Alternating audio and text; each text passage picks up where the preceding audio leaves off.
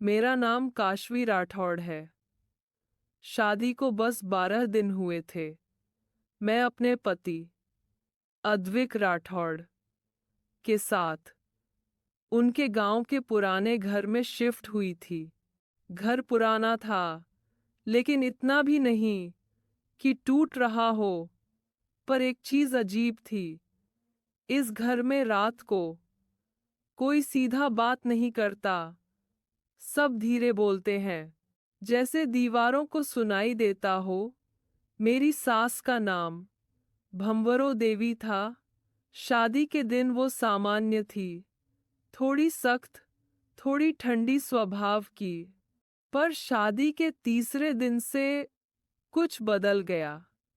पहली रात मैं और अद्विक अपने कमरे में थे। रात के 1-3 बज रहे थे। अचानक गलियारे में पायल की आवाज आई। चन चन चन। मैंने सोचा सास होगी, पर पायल तो वो पहनती ही नहीं थी। मैंने धीरे से दरवाजा खोला। कॉरिडोर में लंबी सफेद साड़ी पहनी एक औरत खड़ी थी, पीठ मेरी तरफ, बाल जमीन तक। मैंने धीरे से कहा, माँ जी। वो धीरे से पलटी।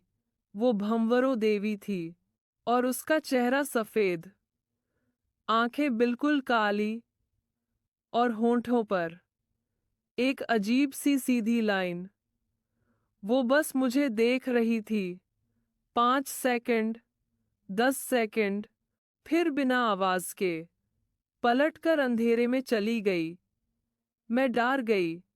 सुबह मैंने अद्विक को बताया। वो हंसा। माँ रात को सो जाती हैं 9 बजे। उन्हें नींद की दवाई लगती है।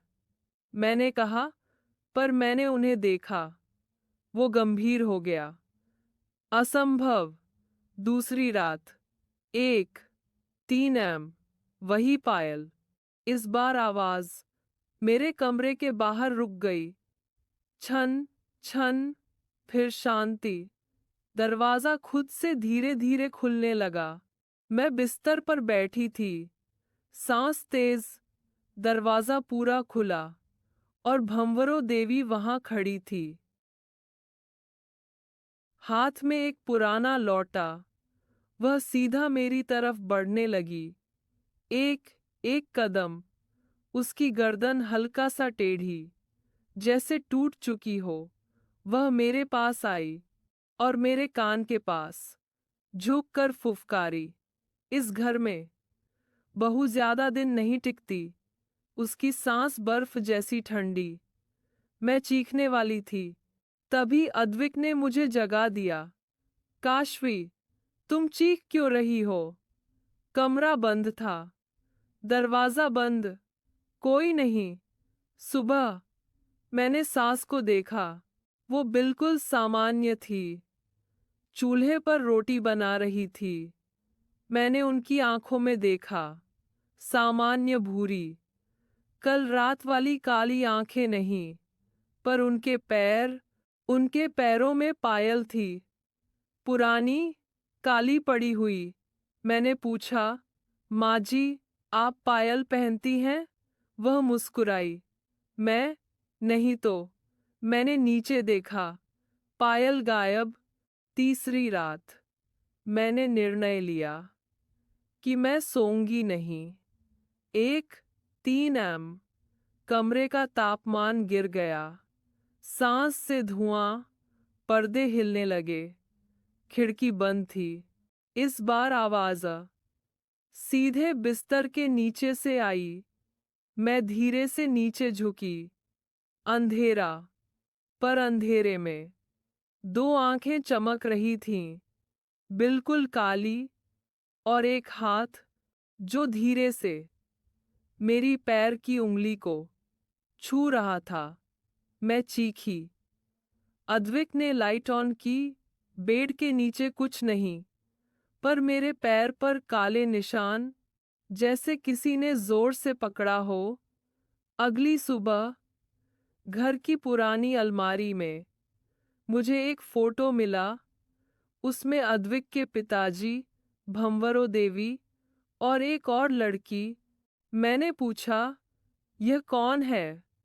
अद्विक चुप हो गया। ये मेरी पहली भाभी थी, मेरे बड़े भाई की पत्नी। मर गई। मर गई मतलब? सुसाइड? कमरे में लटकी मिली थी। उस रात माँ घर पर नहीं थी। मेरे हाथ ठंडे हो गए।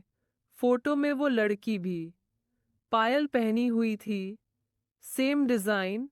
रात 1:03 AM। मैं बाथरूम में थी, मिरर में अपना रिफ्लेक्शन देख रही थी। अचानक मिरर में मेरे पीछे भंवरों देवी खड़ी दिखी, पर जब मैं पलटी, कोई नहीं। वापस मिरर में देखा, इस बार वो मेरे बिल्कुल पीछे, उसका चेहरा मेरे कंधे के पास।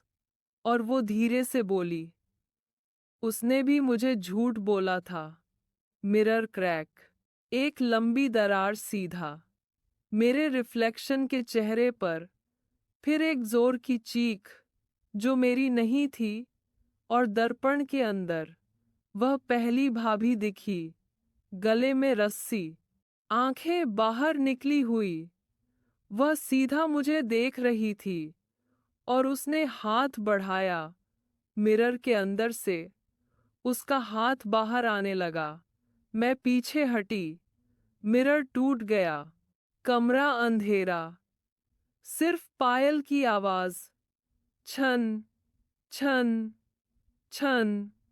और फिर एक आवाज, एक और बहू। सुबह बाथरूम का शीशा पूरा टूट चुका था, पर फर्श पर कांच नहीं था, जैसे कभी टूटा ही नहीं। मैंने अद्विक को बताया। वो चिढ़ गया। काशवी, बस करो। माँ को दिल की बीमारी है, उन्हें तनाव मत दो। मैंने फैसला किया, मैं खुद सच का पता लगाऊंगी। शाम को मैंने गांव की बूढ़ी औरत जशोमती काकी से बात की। वह मुझे देखकर चुप हो गई, फिर धीरे से बोली, तुम भी आ गई। माँ नहीं है वो? माँ के अंदर वो है क्या, पहली बहू? मौत के दिन उसने आत्महत्या नहीं की, उसे धक्का दिया गया भावरो देवी ने। पर रात को उसका शरीर खाली हो जाता है, तब वो आती है। मेरा दिल तेज धड़कने लगा। रात 1:03 AM। मैंने भंवरों देवी के कमरे के बाहर खुद को छुपाया।